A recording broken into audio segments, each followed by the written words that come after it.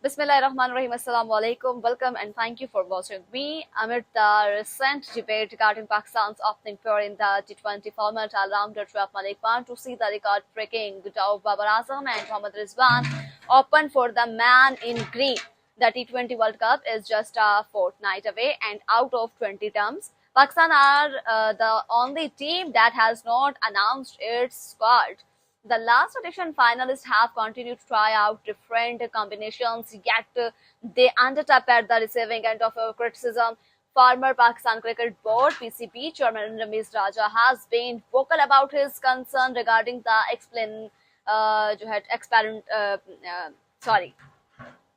experimentation as well as the opening pair.